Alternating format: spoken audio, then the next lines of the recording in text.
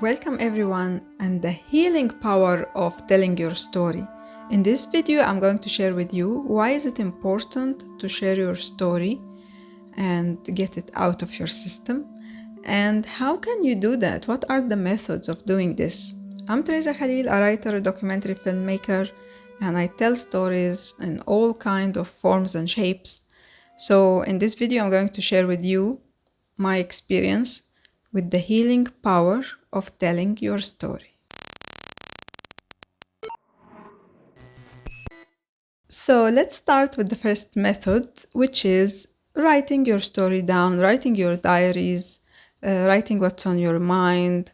And I remember when my father was giving us hard times, I used to write in my diaries in a code. Like I invented a code so that if my father found the notebook, he wouldn't understand what I wrote about him. Okay.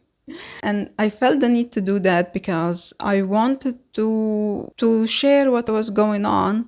I knew that no one was going to read my diaries, but just writing them down was enough for me to feel better. And later on, many years later, my father found those diaries and he kept at it until he cracked my code and he read everything I wrote about him.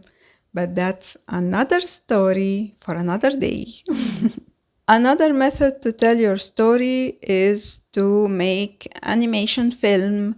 And this is what I did when my mother died, and I just didn't feel like writing about it. It was too much to process, and I just found myself, as I was at that time into 3D animation films, so I made a very short film, about 1 or 2 minutes, just sharing my mother's, let's say, life story, or like a series of photos and exhibition of her life. And I felt after that much better because it was like attribution to my mother. So I was, after that, I was like ready to move on. Another method I use also is making films, making documentaries. An example of that is when I was looking for love and my life partner. I made a documentary film in Belgium where I documented my feelings, my emotions at that time, and an online dating experience. I was really happy, not just because I shared my experience, but because many people related to the film, especially girls and females, and they connected with what I was going through. The film was enlightening to them, and that made me also feel much better.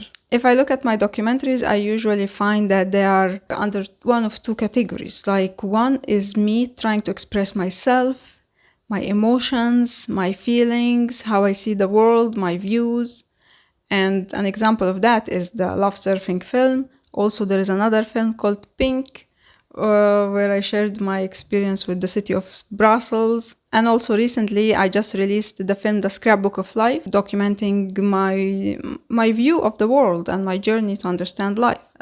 So that is one category. The other category is something that I'm curious about.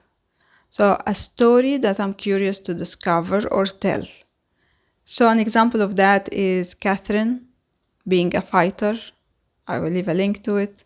She was in Ohio, I was in Zagreb, and we collaborated, and I told her story out of curiosity from my side, and she collaborated with me because it was healing for her to tell her story. So yeah, whatever films I make is one of those two things, whether expressing myself, my emotions, my feelings, and my views and opinions and ideas, or it's documentation of my curiosity of something in the world, that a story that I want to tell and I'm curious about. Another way to tell your story, this is to share it with someone. Like, it could be someone who's close to you, someone you trust. It can be a therapist, a psychiatrist, a listener, and I will tell you more about that. But what happened is that I had a health problem, and I usually try to use alternative methods. So I used homeopathy. So I went to doctor who was a homeopathic doctor, but she had a psychology background. So when I went, she asked me to share my life story because she wanted to understand me and understand how I see the world. And I did. For 2 hours, I was telling her everything about my life and crying, and she was just asking very, very brief questions and writing down notes. And so I was talking most of the time. And after we finished, she told me that she can't give me the medicine now because it needs to be prepared, and that I should go home, and when it's ready, she will tell me. So I got out of her place and I felt much lighter. I felt so much in peace. I felt like there was a heavy mountain on my shoulders and I got rid of it. This took me later on to discovering other methods to talk to people or talk to specialists or listeners, because now there are on like applications for finding someone to talk to, and one of those people are the listeners. And I took because I felt the importance of being a listener, I took the preparation and I became a listener myself. And I will leave a link down below if you want to know more about it, but it is just to find someone to listen to you without judgment and to maybe think loudly with that person, think together about what you are facing, what you have faced. That's the listening. So, as I said, I will leave a link below if you want to know more. And listening is free on this channel.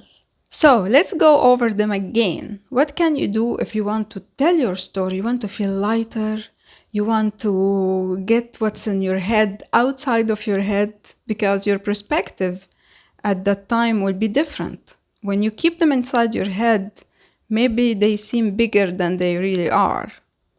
So first thing is to write it down, write diary, stories, anything like that. Second way is to make a film, whether it's an animation film or a documentary film. If you think that, oh, I don't have experience, what can I do? You can check my course, Film Your First Mini Documentary. It's very easy, very simple. You'll just get in about half an hour, you will know how to make a film or how to tell your story. And the third method is to find someone to listen to you, a therapist, a psychiatrist, or a listener. And I'm a listener, so if you want me to listen to you, check the link below, fill the form, and listening on the channel is free.